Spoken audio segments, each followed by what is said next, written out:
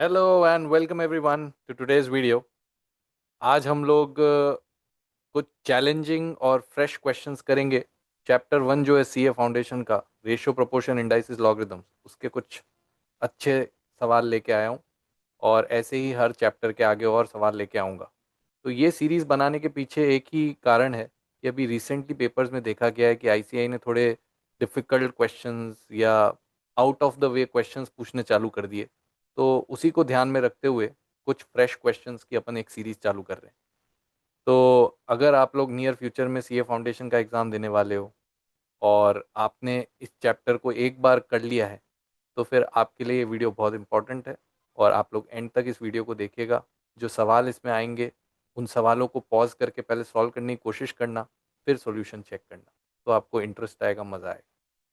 चलिए बिना किसी समय को वेस्ट किए हुए let's start with the first question. तो क्या बोल रहा है देखो कि cube root log x plus cube root 2 log y plus cube root 3 log z zero है। ठीक है भाई। तो हमारे को क्या दिखा कि तीन चीज़ों का सम जीरो है। मैं हिंट कहाँ से पिक कर रहा हूँ? मैं हिंट पिक कर रहा हूँ कि मेरे लिए ये नंबर ए हो गया, ये नंबर बी हो गया और ये नंबर सी हो गया। तो मेरे लिए ये सवाल बोल रहा है कि ए प्लस बी प्लस सी कितना है भैया? जीरो। जैसे ही मैं ये बात देखता हूँ मेरे को एक आइडेंटिटी याद आती है इंडाइसिस की, A cube plus B cube plus C cube बराबर 3abc। ठीक है। देखो मैं पहले ही बोल चुका हूँ, चैप्टर अगर कवर नहीं किया है तो लिंक मिल जाएगा डिस्क्रिप्शन में, आप पहले चैप्टर के थोड़े वीडियोस देख लीजिए, चैप्टर क्लियर होना चाहिए। अब देखिए ये आइडेंटिटी अगर आपको याद आ गई, ठीक है, आनी ही चाहिए, इससे ये डायरेक्टली कनेक्टेड होती है। तो अब मेरे पास ये जो ए बी सी है उनको उठा के मैंने यहाँ रखा है इस आइडेंटिटी में। तो ए क्यूब का मतलब हो गया क्यूब रूट लॉग एक्स का whole cube, that will be log x. B cube का मतलब हो गया क्यूब रूट 2 log y का whole cube, that will be 2 log y। और उसका तीसरे का मतलब हो गया 3 log z। ये तो हो गया मेरा एल एच एस।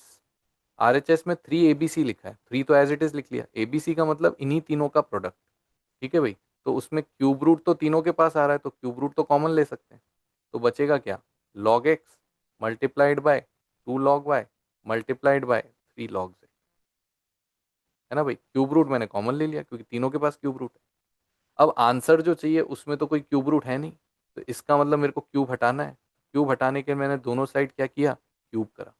क्यूब करने पे मेरे पास क्या आएगा? Log x plus 2 log y plus 3 log z का होल क्यूब। ये आ गया। इस साइड तो ये आ गया। और इस साइड 3 का क्यूब तो कितना हो गया? 27। और इधर से क्यूब रूट हट गया तो क्या बचा? Log x into 2 log y into 3 log z। ठीक है। सो फार सो गुड। अब अगर हम इसके अंदर देखें, लॉग ये जो होल क्यूब के अंदर आ रहा है उसमें थोड़ा लॉग का प्रॉपर्टी याद करें। ठीक है। कि भाई सबकी बेस सेम है और बीच में प्लस है, तो हमें पता है ना कि इनपुट्स मल्टीप्लाई हो जाते थे। पर उसके लिए ये जो अनवांटेड नंबर्स हैं, ये जो 2 और 3 हैं, राइट, इनको आपको पावर रूल से वापस से ऊपर भेजना पड़ेगा। ठीक है। तो हम लोग क्या बोल देंगे इसको भाई? हम बोल देंगे log of x plus log of y square plus log of z cube, जो पावर रूल होता है लॉग का, whole cube is equal to, अच्छा इधर 27 इंटू 2 इंटू 3 हो गया, तो 27 इंटू 6 लिख दिया मैंने। साथ में आ गया log x log y log z. ये ठीक है। अब जरा देखो एलएचएस को ध्यान से। बीच में प्लस आ गया, लॉग की बेस सेम है तो इनपुट्स मल्टीप्लाई हो गए, तो log of X Y square Z cube आ गया, जो कि आपको यहाँ सवाल में दिख रहा है, देखो ये। तो अब हम वहाँ पहुँच चुके हैं। और होल क्यूब का मतलब लॉग का क्यूब हो गया। होल क्यूब का मतलब लॉग के आउटपुट पे क्यूब लग गया। ठीक है ना? इज इक्वल टू, ये सब जो भी मेरे पास था वो एज इट इज, उसको इसको इसके नीचे क्या चाहिए देखना जरा, log x log y log z. तो ये जो log x log y log z था वो मैं इधर डिवाइड कर रहा हूँ इस तरफ। तो divided by log x log y log z। and now if you see this is exactly what he wants, that means what is left with me is 27 into 6, वही मेरा आंसर है। और वो आंसर कितना आया भाई? 162। तो इस सवाल का करेक्ट आंसर है ऑप्शन बी, 162। तो बहुत अच्छा सवाल है, देखो इसमें बहुत सारी चीज़ें यूज़ हो गई। ठीक है। इतना टफ भी नहीं है लेकिन चीज़ें दो तीन एक साथ यूज़ हो गई। तो आई होप समझ में आ गया हो। Let's move on to the next question. Next question बोलता है 3 sales executives ABC of a firm receive variable bonus money in the ratio 4:7. The management then also give a fix bonus of 6,000 to each of them. ठीक है भाई, हर एक को 6,000 मिला. As a result now the total bonus amount becomes in the ratio 7:5. ठीक है, simple ratio का सवाल दिख रहा है, थोड़ी सी लैंग्वेज में घुमा रखा है. तो आपको पहली बात तो ये पता है कि इन तीनों एबीसी का जो वेरिएबल बोनस का रेशियो है वो 4:2:7 है, ये सवाल ने दे रखा है. फिर उसने बोला कि इन तीनों को आपने 6,000 का बोनस और एक्स्ट्रा दिया, जिसकी वजह से जिसकी वजह से अब रेशियो कितना हो गया, 7:5:10. तो एक्चुअल में तो सवाल यही बोल रहा है. ठीक है, तो भाई सिंपल सी बात है कि अगर मैं ऐसा बोल दूं कि ए जो था ए, ठीक है, उसको शुरुआत में मान लिया जाए 4x 2x 7x, ये मान लिया मैंने कि एबीसी को इनिशियली कितना अमाउंट मिला था, 4x 2x 7x, ऐसा मान लेते हैं. ठीक है, तो इसमें बेसिकली क्या आइडिया है कि कोई भी दो को पकड़ लो आप, तीनों का रेशियो लेने की जरूरत ही नहीं. ठीक है, कोई भी दो के रेशियो से आपका काम हो जाएगा. जैसे मान लिया जाए मैं ए और बी को पकड़ लूँ सिर्फ, तो मेरे को पता है कि ए और बी के रेस्पेक्ट में अगर मैं सवाल देखूं तो इसको मान लिया 4x मिला और इसको मान लिया 2x मिला. तो इसमें कितना ऐड करना है भाई, 6,000. और इसमें भी कितना ऐड करना है, 6,000. और वो ऐड करने के बाद अब नया रेशियो कितना हो जाना चाहिए, 7:5. ठीक है ना. तो मेरे पास एक आसान सी इक्वेशन आ जाएगी कि 4x + 6,000 divided by 2x + 6,000 should be equal to कितना, 7/5. ये मेरा इक्वेशन आ गया. And now I can easily solve this equation by cross multiplication. तो मैंने क्रॉस मल्टीप्लाई करके सॉल्व कर लिया. तो ये मेरे पास आया भाई 5×4 = 20x प्लस 30,000 बराबर 7×2 = 14x प्लस 42,000. तो यहाँ से मेरे को मिल गया 14x को यहाँ भेज दो, 30 को यहाँ भेज दो, ये बन गया 6x और ये बन गया 12,000. तो 6x अगर 12,000 है तो x कितना हो गया, 2,000. ये आ गया आपके पास. अब उसने आपसे पूछा how much amount did she get as variable bonus. अब याद रखो वेरिएबल बोनस जो था वो ये अमाउंट था जो शुरुआत में था, और फिक्स बोनस ये था 6,000. तो उसने आपसे वेरिएबल बोनस पूछा है सी का. तो अब ध्यान से देखिए, सी का वेरिएबल बोनस वॉज 7x. अगर ये दोनों 4x 2x है तो सी का वेरिएबल बोनस वॉज 7x.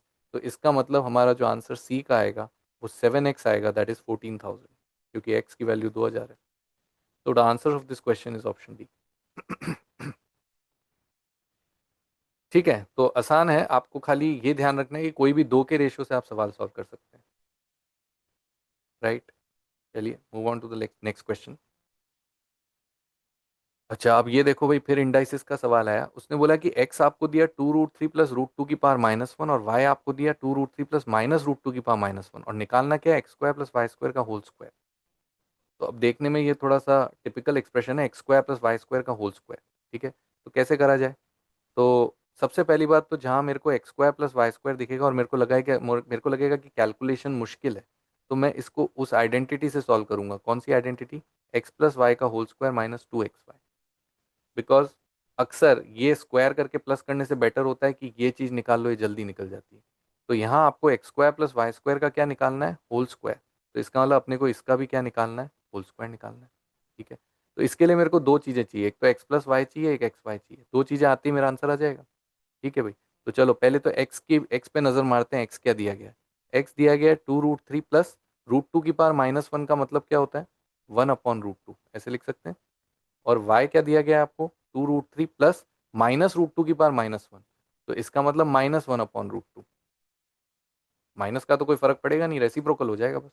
ठीक है, तो ये मेरे x और y है. तो अब ध्यान से देखो, मैंने क्या कहा था, मुझे एक तो x + y चाहिए और एक मुझे xy चाहिए. चलिए भाई, एक बार तो x + y निकालते हैं पहले. x + y मतलब इन दोनों को क्या करना है, ऐड करना है. जैसे ही आप ऐड करोगे तो ये आपको दिख रहा है 1/√2 कैंसिल हो जाएगा, और 2√3 ऐड हो जाएगा तो कितना आ जाएगा, 4√3. तो x + y की वैल्यू तो 4√3. दूसरा मुझे चाहिए एक्स वाई. अच्छा, एक्स वाई का क्या होगा भाई, एक्स वाई के लिए क्या करा जाए, एक्स वाई के लिए एक काम करते हैं, इसका एलसीएम ले लेते हैं. तो एलसीएम लेंगे तो देखो क्या होगा, √2 × √3, 2√6 हो जाएगा +1 डिवाइडेड बाई √2. और इधर एलसीएम लोगे तो √2 × √3, ये 2√6 -1 डिवाइडेड बाई √2 हो जाएगा. अब प्रोडक्ट लेना आसान हो जाएगा. तो अब जब मैं प्रोडक्ट लेने जाऊंगा तो मेरे पास ऊपर आएगा 2√6 +1 मल्टीप्लाइड बाई 2√6 -1, जिसमें मैं a प्लस भी a माइनस भी देख पा रहा हूँ. और नीचे मेरे पास आएगा √2 × √2. जो कि 2 हो गया। तो ऊपर आप देख रहे हो ए स्क्वायर माइनस बी स्क्वायर लग जाएगा।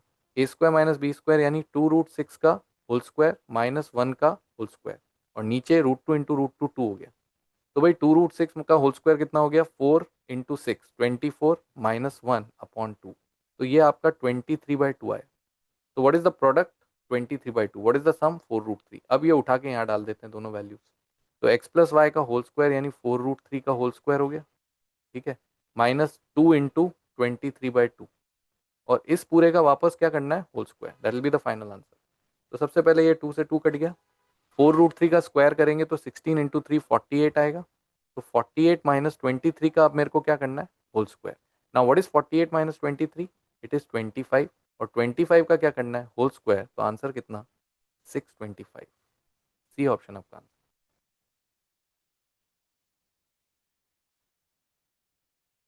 ठीक है, तो कैलकुलेशन है थोड़ा सा, but this is how we can do it. दूसरा तरीका ये हो सकता है कि अगर आप कैलकुलेटर हाथ में लेके बैठे हैं तो आप क्या कर सकते हैं, आप x की वैल्यू कैलकुलेटर पे निकाल लो एज इट इज।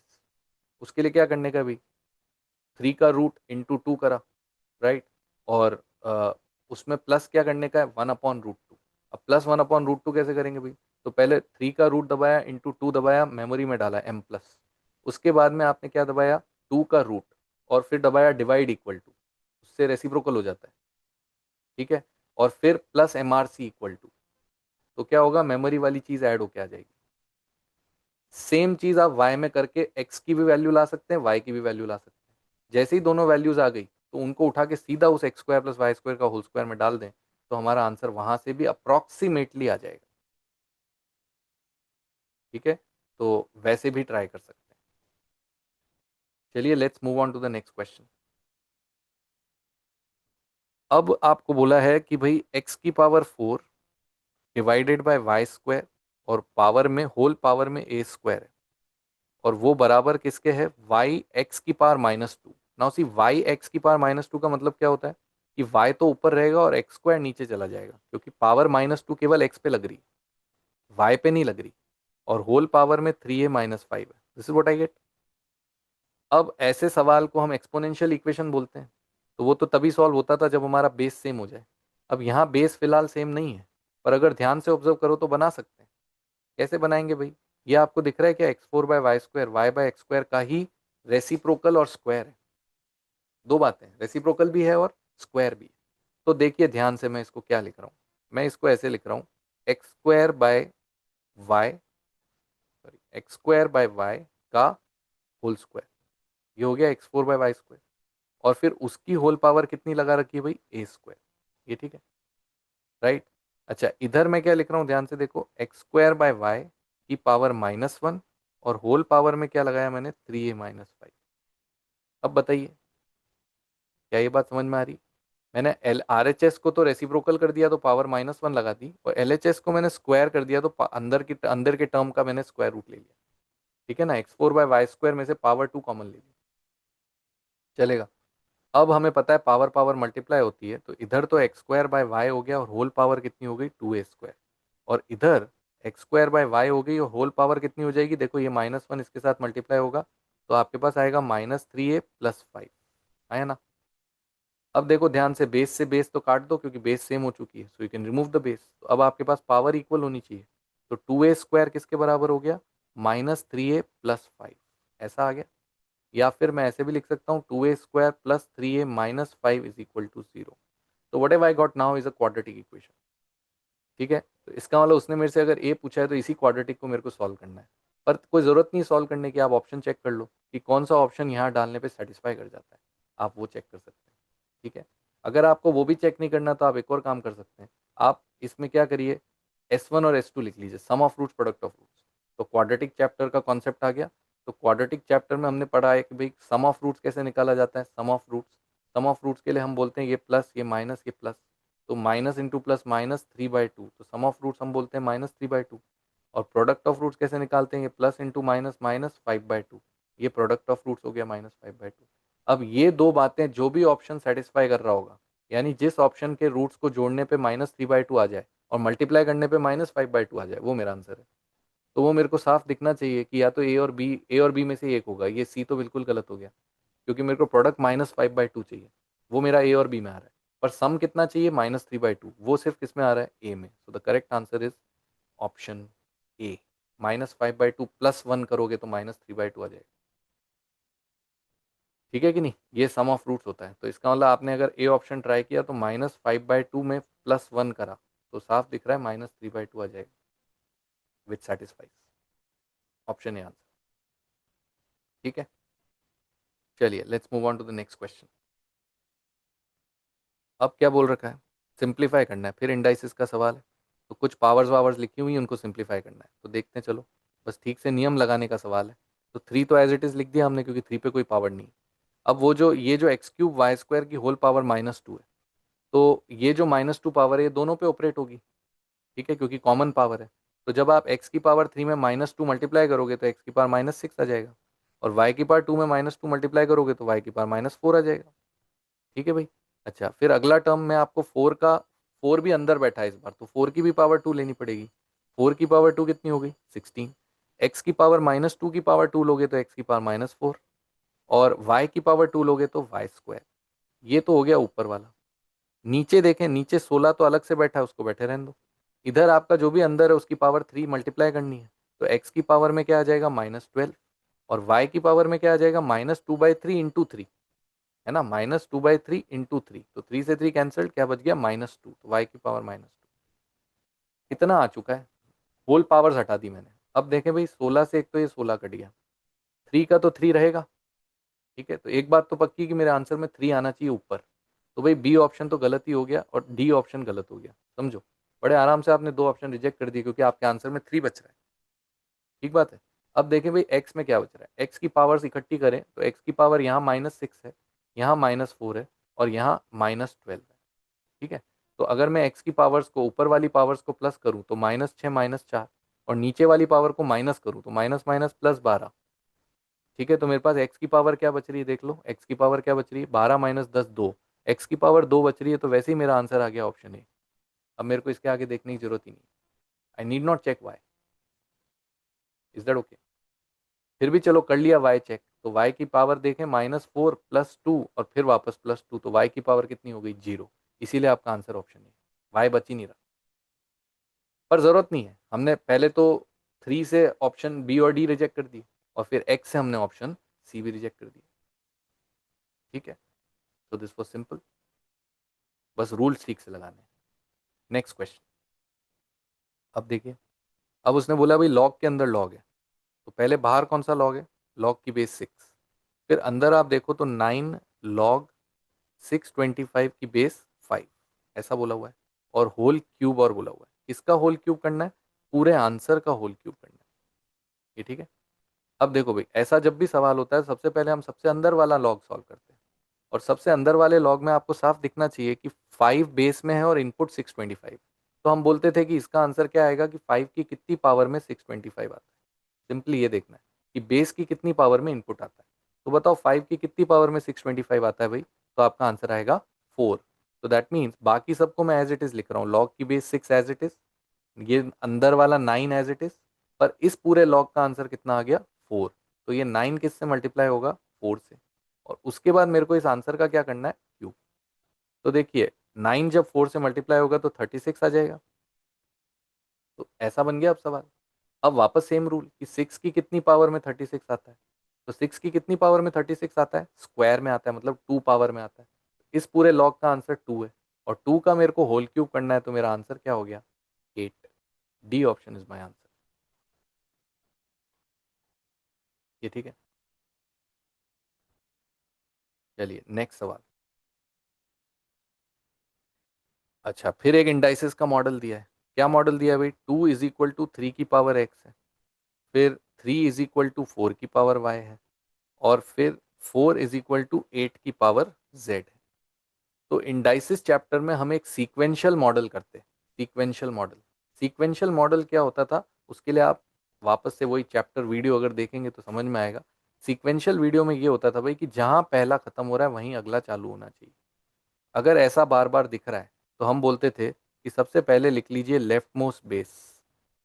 जो भी लेफ्ट मोस्ट बेस है वो लिख लो, उसकी पावर में लिख लो product of product of LHS powers. LHS में जो जो भी पावर्स हैं वो ऊपर प्रोडक्ट में लिख लो। उसके बाद RHS में लिख लो राइट मोस्ट बेस। RHS में लिख लो राइट मोस्ट बेस, ठीक है। और उसकी पावर में लिख लो प्रोडक्ट ऑफ RHS पावर्स। उसकी पावर में लिख लो प्रोडक्ट ऑफ RHS पावर्स। ये छोटी सी ट्रिक होती है, ठीक है। अगर ये ट्रिक लगा दूं तो देखो एक स्टेप का सवाल है। लेफ्ट मोस्ट बेस कौन है? 2। ये रही left most base. Right most base कौन है? देखो ध्यान से, 8। तो राइट मोस्ट बेस 8 हो गई। अच्छा, लेफ्ट मोस्ट बेस की पावर में क्या लिखना है? Product of LHS powers. तो लेफ्ट साइड में जो जो भी पावर्स है उनको मल्टीप्लाई करना है। देखिए लेफ्ट साइड में क्या पावर्स है? 1, 1 एंड 1। तो लेफ्ट साइड में तो सिर्फ 1 पावर आएगी। राइट साइड में क्या क्या पावर्स है? देखिए एक्स वाई जेड। तो राइट साइड में एक्स वाई जेड आ जाएगा।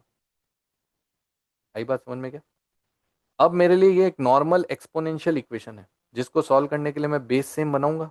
तो ये 2 है, तो इसको मैं 2 की पावर 3 लिख सकता हूँ और पावर पावर मल्टीप्लाई होती। तो अब ये 2 से 2 कैंसल्ड और इधर पावर में क्या था? 1। तो दैट मीन्स 3 XYZ किसके बराबर है? 1 के। तो बताओ XYZ किसके बराबर हो गया? 1/3। यही है उसने आपसे पूछा है, 3 XYZ इक्वल्स। तो answer is option A, 1/3। Simple exponential model, ठीक है। इसको हम सीक्वेंशियल मॉडल बोलते हैं। This is the trick that we use to solve it quickly. Next, फिर लॉग का सवाल आ गया। अब बोल रखा है भाई लॉग बी की बेस सी बराबर कितना है? 2। और फिर बोला है लॉग ए की बेस सी वो बराबर कितना है? 8। तो मेरे को डेफिनेटली दिख रहा है कि यहाँ बेस चेंजिंग रूल का काम है, बिकॉज जो आंसर चाहिए वो लॉग ए की बेस बी चाहिए जिसकी बेस अलग है, ठीक है।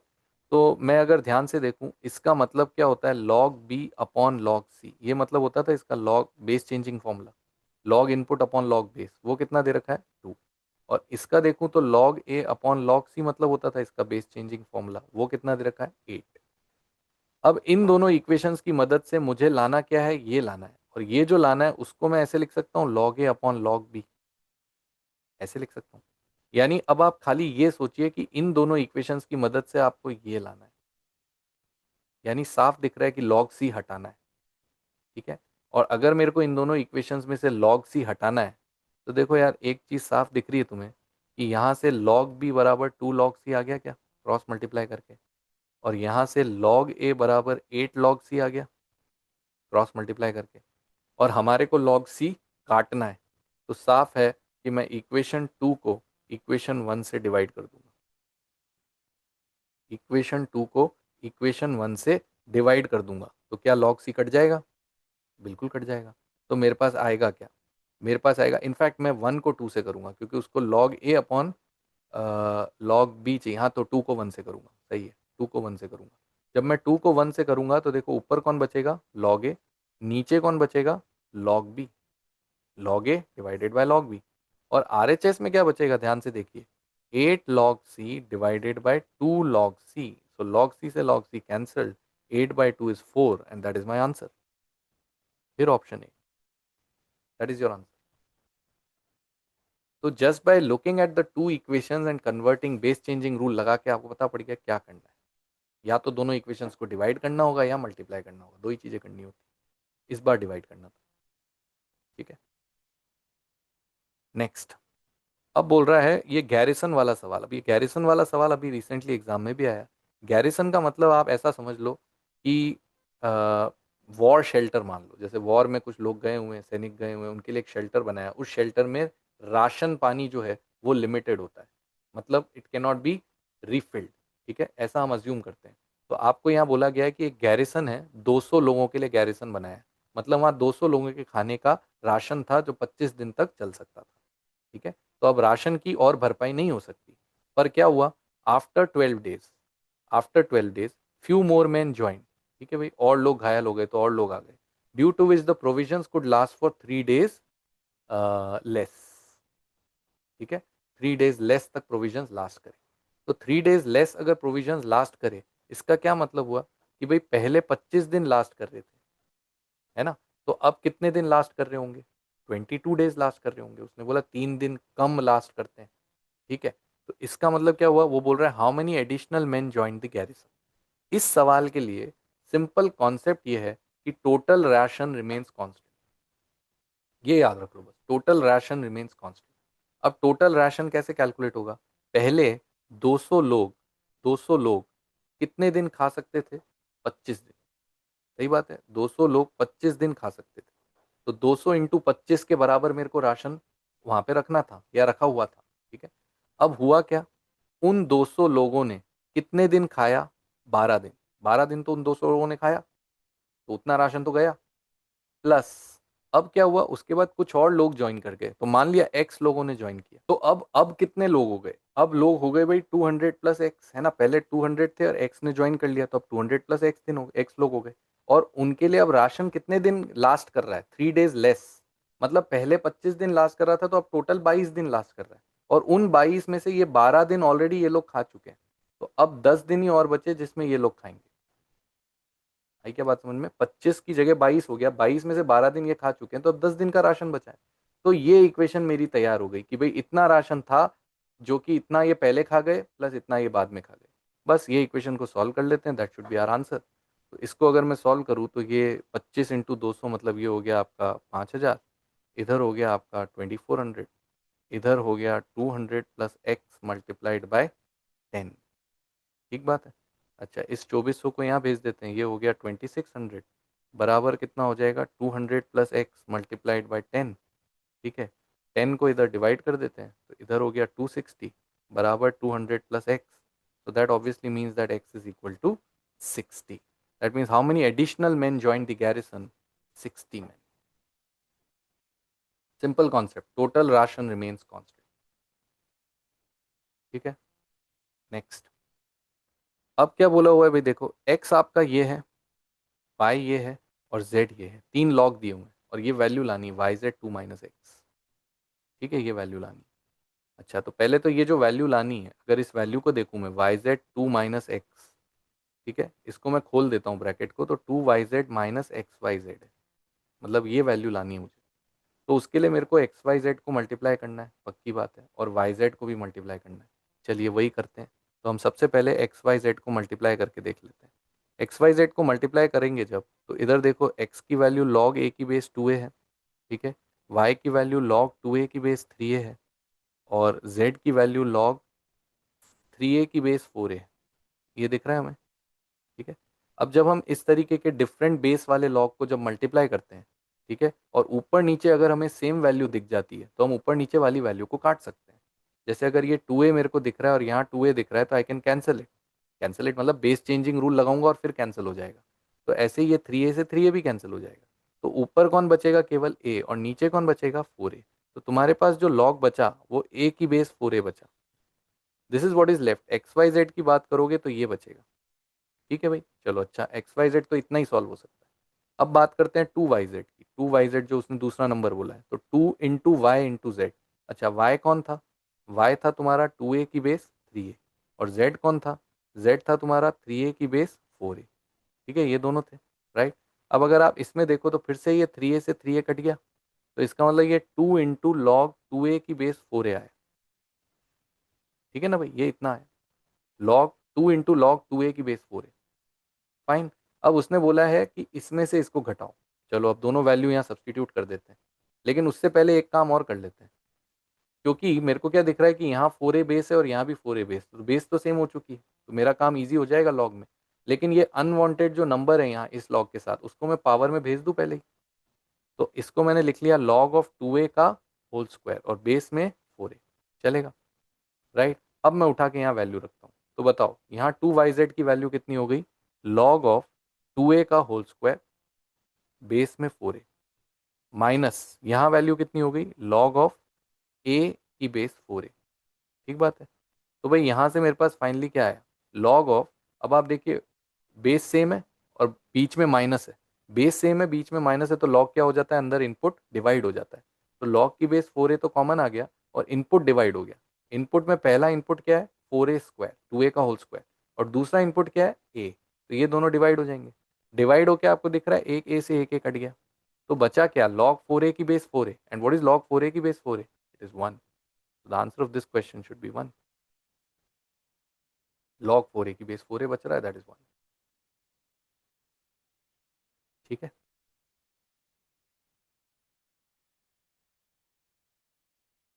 आई थिंक तुम्हें लग रहा होगा हाँ कुछ नए सवाल कर रहे हैं, चैलेंजिंग सवाल है definitely. These are good question. अब ऐसा नहीं होता कि सारे एक साथ एग्जाम में आ जाएंगे, वो नहीं होता कि ये तो सारे ही हार्ड आ गए, ऐसा नहीं है, वो मिक्स होता है। पर हाँ कुछ कुछ हार्ड क्वेश्चंस अगर आते हैं तो ये अच्छे सवाल है करने के। नेक्स्ट, अब देखिए अगला सवाल। फिर एक लॉगरिदमिक इक्वेशन दी है, इधर लिखा है 3 + log x की बेस 5 और उधर लिखा है log 2 log y की बेस 25, ऐसा लिखा हुआ है। तो ऐसी एक्सपोनेंशियल इक्वेशन, ऐसी लॉगरिदमिक इक्वेशंस आपने और भी की होंगी। तो ऐसे में हम क्या बोलते हैं भाई, सबसे पहले तो हमारे को लॉग की बेस सेम चाहिए अगर लॉग है तो यहाँ 25 है और यहाँ 5 है, तो मैं इसको 5 का स्क्वायर लिख लेता हूँ। तो पहली बात तो मैं यहाँ 3 + log x की बेस 5 को तो एज इट इज लिखता हूँ। यहाँ मैं लिख लेता हूँ 2 log y 5 का स्क्वायर, बेस में 5 का स्क्वायर। अब बेस में 5 का स्क्वायर अगर याद हो तो पावर रूल से बेस की पावर डिवाइड होती है। यहाँ पे इनपुट की पावर तो मल्टीप्लाई होती है, बेस की पावर डिवाइड होती है। तो जब ये दो यहाँ डिवाइड होगा तो इस दो को काट देगा, यानी यहाँ पे सिर्फ क्या बचेगा, अब log y की बेस 5 ये बच जाएगा। अब जैसे ये बचा तो इसका भाई मेरे को यहाँ दिख रहा है, ये दोनों बेस 5 वाले हैं, तो मैं 3 को यहाँ छोड़ता हूँ और इसको वहाँ भेज देता हूँ। इसको वहाँ भेज दूंगा तो भाई log y की बेस 5 माइनस log x की बेस 5 हो जाएगा। ठीक है, और बीच में माइनस आते ही log की बेस कॉमन है, तो मैं log 5 तो कॉमन ले सकता हूँ और उधर लिख सकता हूँ y/x। ठीक है, और अब मेरे को दिख गया कि भाई इधर तो लॉग है और इधर नहीं है। तो जब एक तरफ लॉग है और एक तरफ नहीं है तो हम एक्सपोनेंशियल फॉर्म से बदलते हैं। एक्सपोनेंशियल फॉर्म लॉग का कैसे लिखा जाता है, इसकी बेस में कौन है 5, तो बेस में 5 अभी भी रहेगा। इसका आउटपुट 3 था, वो किस में चला जाएगा, पावर में।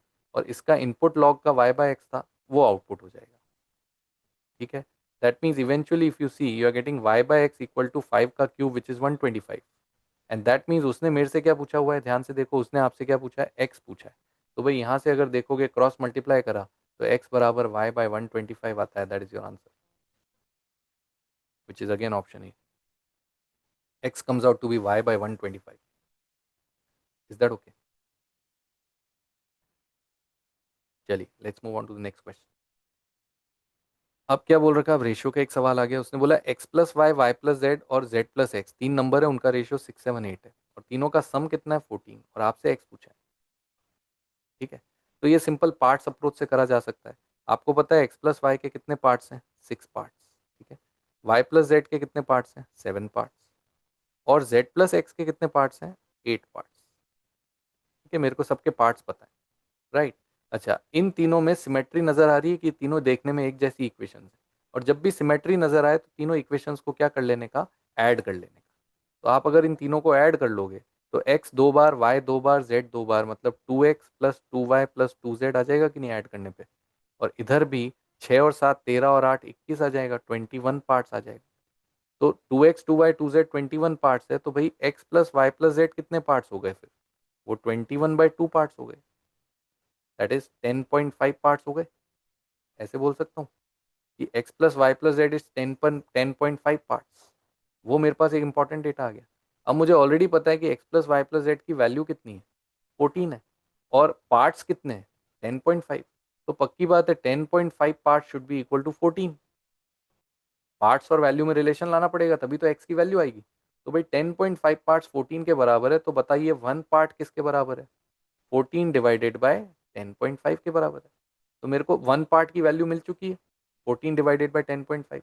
अब मुझसे उसने किसकी वैल्यू मांगी है, एक्स की। तो उसके लिए मुझे एक्स के पार्ट्स लाने पड़ेंगे।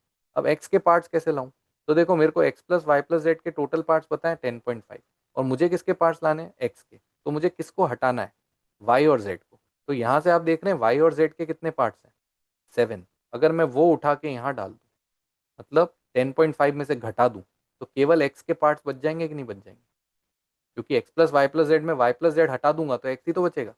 तो मैंने इसको यहाँ सब्सटीट्यूट करके सब्ट्रैक्ट करा। तो अब जरा बताइए कि अगर आप x+y+z में से y+z घटा देंगे तो x बचेगा, and that x is nothing but 10.5 minus y+z के कितने पार्ट्स थे, 7। तो क्या मेरे पास 3.5 पार्ट्स आता है, x 3.5 पार्ट्स आता है। और x अगर 3.5 पार्ट्स आता है तो भैया एक पार्ट कितने का था, 14/10.5। तो फिर 3.5 पार्ट्स इतने के होंगे कि नहीं होंगे, 3.5 पार्ट्स इतने के होंगे। तो साफ दिख रहा है 3.5 से ये 10.5 3 बार कटेगा, answer is 14 divided by 3. So the value of x should be 14 by 3, which is option B. 14 by 3. ठीक है, simple parts approach and use of symmetry. Okay, next question. अब क्या बोल रखा है भाई, द वैल्यू ऑफ, अब एक उटपटांग एक्सप्रेशन लिखा हुआ है x plus a divided by x minus a plus x plus b divided by x minus b, ऐसा कुछ एक्सप्रेशन दिख रहा है. इसकी वैल्यू लानी है और दे क्या रखा है, एक्स की वैल्यू दे रखी है, कितनी दे रखी है, 2ab by A plus B. देखो ये दे रखी है और वो लानी. ठीक बात. अब अगर ध्यान से ऑब्जर्व करें तो ये जो फॉर्मेट है ना, X plus A by X minus A और X plus B by X minus B, ये बेसिकली मेरे को कॉम्पोनेंडो एंड डिविडेंडो की तरफ ले जाता है. ऐसा फॉर्मेट हमने वहां पढ़ा है, कॉम्पोनेंडो एंड डिविडेंडो एक प्रॉपर्टी होती है प्रोपोर्शन की. तो वो ऑफ कोर्स मैं यहाँ से, पर वो प्रॉपर्टी लगाने के लिए एक्स के नीचे कौन होना चाहिए, इसके लिए एक्स के नीचे कौन होना चाहिए, ए, और इसके लिए एक्स के नीचे कौन होना चाहिए, बी. अब अगर आप इसको देखो तो इसको थोड़ा मैनिपुलेट करें तो एक्स के नीचे अगर मैं इस ए को भेज दूँ तो एक्स डिवाइडेड बाई ए कितना होता है, 2b अपॉन ए प्लस बी, ये होता है. और इसमें अगर मैं कॉम्पोनेंटो डिविडेंडो लगा दूंगा तो मेरे पास एग्जैक्टली ये वैल्यू आ जाएगी. सिमिलरली अगर मैं इस बी को नीचे भेजता तो मेरे पास एक्स अपॉन बी आ जाता, वो कितना आ जाता, 2a अपॉन ए प्लस बी. फिर वही बात वापस कि एक्स अपॉन बी, इसमें कॉम्पोनेंटो डिविडेंडो लगाता तो मेरे पास ये वैल्यू आ जाती. दोनों वैल्यू उठा के प्लस करके सॉल्व करके आंसर ला सकते हैं. But this is pretty much lengthy and subjective method. इसको हम फटाफट कर सकते हैं. उसने आपको बोला है कि A is not equal to B. ठीक है भैया, ए बी के बराबर नहीं है, पर ए और बी तो कोई भी दो नंबर है. तो आप क्या करो, आप ए और बी को कुछ भी मान लो, कोई भी कन्वीनियंट नंबर्स मान लो जो आपको ठीक लगे. जैसे मान लिया, मैंने मान लिया ए बराबर, सपोज करो कि क्या मान लेते हैं, 2 मान लेते हैं, और बी अपन मान लेते हैं 4 मान लेते हैं. ए 2 मान लेते हैं, बी 4 मान लेते हैं. ठीक है, चलेगा. या एक काम करो, ए 1 मान लो और बी 3 मान लो. ए 1 मान लो, बी 3 मान लो, ए 2 मान लो, बी 4 जो भी मानना है मान लो, उसे को फर्क नहीं पड़ता क्योंकि उसने बोला है ए और बी बराबर नहीं. अब बराबर नहीं है मैं तो जो मर्जी मान लो भाई, 1 2 मान लो, 2 3 मान लो, कुछ भी. बस ऐसा मान लो कि ये फटाफट सॉल्व हो जाए, ये चीज फटाफट सॉल्व हो जाए, ऐसा कुछ मान लो. ठीक है. तो जैसे मान लो मैंने 2 4 माना तो क्या आया मेरे पास, एक बार देख लूँ, 2 इंटू 4 आया डिवाइडेड बाई 2 + 4 आया, दैट इज 6. ठीक है. तो ये जो भी आया, खैर इससे भी सॉल्व कर सकता हूँ, इसी से कर लेता हूँ, चलो जो भी माना उसी से कर लेते हैं. तो मैंने ये मान लिया, अगर ये माना तो ये एक्स की वैल्यू आ गई कि नहीं आ गई. अगर मैंने ए और बी ये माना, तुम जो मानोगे उससे एक्स की वैल्यू तुम्हारी अलग आएगी. फॉर एग्जाम्पल सपोज आपने ए को 1 और बी को 2 माना, लेट्स टेक से फॉर एग्जाम्पल, तो आपका एक्स अलग आएगा. आपका एक्स आएगा 2 × 1 × 2 डिवाइडेड बाई 1 + 2. तो आपका जो एक्स आएगा वो आ जाएगा 4/3, है ना. और इधर से देखो मेरा क्या एक्स आ रहा है, मेरा एक्स आ रहा है 4 × 4 16 अपॉन 6. तो मेरा एक्स आ रहा है 2 8 × 2 3. तो मेरा एक्स 8/3 आ रहा है, तुम्हारा एक्स 4/3 आएगा, उससे कोई फर्क नहीं पड़ता, फाइनल आंसर सेम आएगा. तो अब आपको जो भी एक्स लेके करना है आपकी इच्छा. ठीक है. मान लो मैं अपने वाले अजम्पशन से चलूँ, इस वाले से, तो मेरे एक्स की वैल्यू 8/3 आ चुकी. अब मुझे क्या करना है, खाली ये ए और एक्स और भी यहाँ उठा के डालने जो उसने एक्सप्रेशन बोला है, and I will solve it, that's it. तो मैं सीधा इसमें एक्सप्रेशन में वैल्यू डाल रहा हूँ. देखो 8/3 प्लस ए कितना था, 2, 8/3 माइनस 2. ठीक है. अगला वाला 8/3 प्लस 4, और इधर 8/3 माइनस 4. खत्म. ये वैल्यू मैंने मानी, ये मैंने रख दी. चलिए अब एलसीएम लेते हैं. तो ऊपर एलसीएम लिया भाई तो कितना आया, 8 + 6. ठीक है. अच्छा, अपॉन में 3 आ गया. नीचे 8 माइनस 6 अपॉन में 3 आ गया, 3 से 3 तो कट गया. प्लस इधर एलसीएम लिया, 8 + 12 अपॉन में 3 आ गया. इधर 8 माइनस 12 अपॉन में 3 आ गया, 3 से 3 कट गया. ठीक है भाई. अब देखें क्या आया, अब आया ऊपर तो 14, नीचे 2 फर्स्ट वाले में, और इधर देखो तो ऊपर 20 और नीचे नीचे आ गया -4. ठीक है क्या, ठीक है, यहाँ से ये. और अब देखो 14/2 कितना हो गया, 7, और 20/4 -5. 7 - 5 का क्या आंसर है, 2. तो भाई इस क्वेश्चन का आंसर 2 है. चलिए अगला सवाल. अब क्या बोला गया देखें, उसने बोला x1/3 प्लस y1/3, और ये जो भी x2/3 minus x1/3 y1/3 plus x2/3 for y2/3 for x equal to ये और y इक्वल टू. अब ये बहुत भारी दिखने वाले नंबर्स, अजीब से दिखने वाले नंबर्स हैं, और उसके बाद ये पावर भी अजीब अजीब लगा रखी है. तो डेफिनेटली ये सवाल तो नहीं है कि भाई ये एक्स उठा के यहाँ डालना है और सॉल्व करना है, ये तो बिल्कुल भी नहीं है. आपको कुछ अलग सोचना पड़ेगा. अलग सोचने के लिए आपको इस एक्सप्रेशन पे ध्यान देना पड़ेगा जो लिखा हुआ है। इसको थोड़ा गौर से देखो तो x1/3 बार बार आ रहा है, उसको a मान लेते हैं। y1/3 बार बार आ रहा है, उसको b मान लेते हैं। ठीक है क्या? अगर मैं इसको a और इसको b मानता हूं तो पहला ब्रैकेट ध्यान से देखो a प्लस बी हो गया। ठीक है। अब दूसरे ब्रैकेट पे गौर करो, ये जो x2/3 है, क्या हम इसको x1/3 का स्क्वायर लिख सकते हैं? x2/3 को क्या हम x1/3 का स्क्वायर पढ़ सकते हैं? और x1/3 को हमने a मान रखा है, तो क्या ये मेरे लिए a स्क्वायर हो गया? सिमिलरली क्या मेरे लिए y2/3 b स्क्वायर हो गया? तो ध्यान से देखें तो सेकंड ब्रैकेट है a square minus a b plus b square, ये सेकंड ब्रैकेट हो गया। और इतना लिखते ही आपको एक आइडेंटिटी याद आ जानी चाहिए कि भाई ये किसकी आइडेंटिटी होती है सर? ये तो आइडेंटिटी होती है ए क्यूब प्लस बी क्यूब की। ये ए क्यूब प्लस बी क्यूब की आइडेंटिटी होती है। इसका मतलब जो भी मैंने a माना है उसका क्यूब करना है, और जो भी मैंने b माना है उसका क्यूब करना है और ऐड कर देना है। अब मैंने a किसको माना था? x1/3 को, तो उसका क्यूब कर देता हूँ। b किसको माना था? y1/3 को, उसका भी क्यूब कर देता हूँ। तो इधर तो क्या बचा भाई? x पावर पावर कैंसिल, इधर y, यानी मेरा आंसर x प्लस वाई है। खत्म कहानी। अब x क्या दे रखा है उसने? x दे रखा है 4 5/7, और y क्या दे रखा है? 5 2/7। तो इन दोनों को प्लस करूंगा और आंसर आ जाएगा। खत्म। तो देखो 5 और 4 कितना? 9। और ये 5/7 और 2/7 को जोड़ने पे 7/7 यानी 1 आता है कि नहीं आता है? तो 4 + 5 तो हो गया 9, और 5/7 + 2/7 हो गया 1, तो आंसर हो गया 10। तो answer of this question should be option B. अब देखिए ऐसे क्लिक करेंगे तो फटाफट सॉल्व हो जाएगा। हम सोचें कि वैल्यू वहां रख दें तो बहुत लंबा हो जाएगा। ठीक है, चलिए अगला सवाल। So this is the last question of this video. So in two alloys, the ratios of copper and zinc.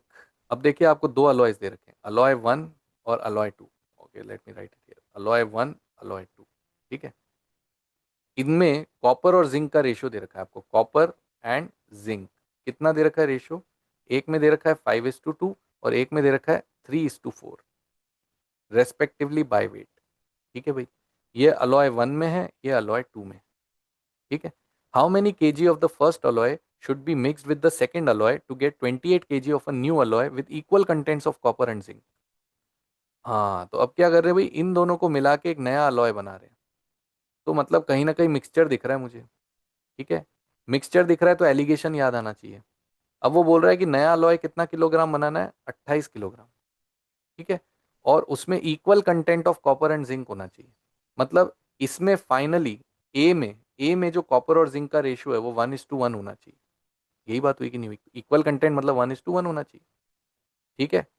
अब डेफिनेटली मेरे को तीनों की कॉमन प्रॉपर्टी पता है। देखिए, तीनों की कॉमन प्रॉपर्टी पता होनी चाहिए और एक मिक्सचर होना चाहिए जिसमें दो कंपोनेंट होने चाहिए। ये दो चीजें अगर हैं तो मैं एलिगेशन लगाता हूँ।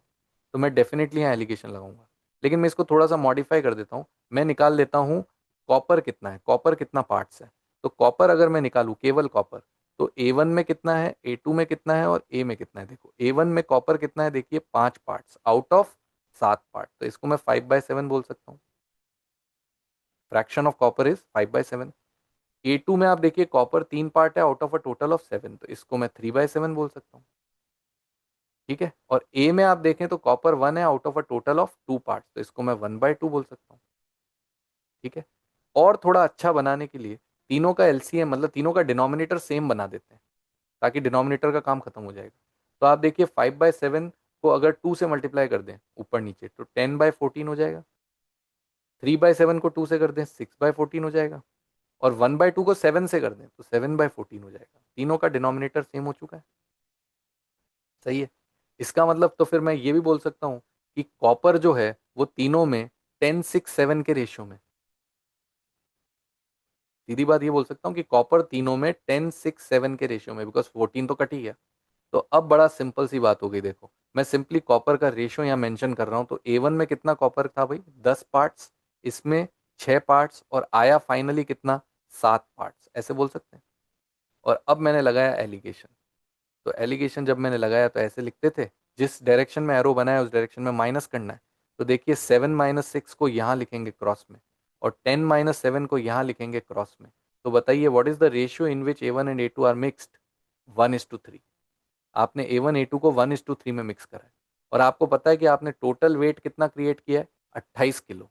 यानी A1 और A2 को मिला के 28 किलो बनाया है। और A1 A2 को 1:3 में मिलाया, तो अब तो ये सिंपल रेशियो का सवाल हो गया। उसने पूछा how many KG of the first alloy, तो आपको फर्स्ट अलॉय निकालना है। फर्स्ट अलॉय के कितने पार्ट्स हैं? 1 पार्ट। तो बताइए A1 का कितना वेट होगा? 1 part divided by total parts, कितने पार्ट्स हैं total? 1+3 multiplied by total value, कितनी टोटल वैल्यू बनाई? 28 किलो, सो मल्टीप्लाइड बाय 28। तो ये आंसर आ रहा है 28/4 यानी 7 kilo. That is my answer of this question. ठीक है, तो आई होप कि क्वेश्चन समझ में आए होंगे, है ना? अगर ठीक से थ्योरी पढ़ रखी है, चैप्टर ढंग से कर रखा है तो समझ में आएंगे। ठीक है, उसके लिए पहले चैप्टर पढ़िए, राइट? तो वीडियो, अब मेरे वीडियोस भी अवेलेबल हैं, वो देख सकते हैं। वन शॉट वीडियो देखना चाहो तो उसमें देख के कर सकते हो, पर पहले थोड़ा पढ़ लो, उसके बाद ही ये सवाल करना है। और पॉज करके जरूर कर रहे होंगे सवाल, तो मज़ा आया होगा। ठीक है, सो आई होप आपको ये पसंद आया हो, सवाल अच्छे लगे हों, और चाहते हो कि ऐसे और वीडियोस बनाऊं, तो कमेंट करिए और वीडियो को लाइक शेयर सब्सक्राइब करें। Okay, thank you and see you in the next video.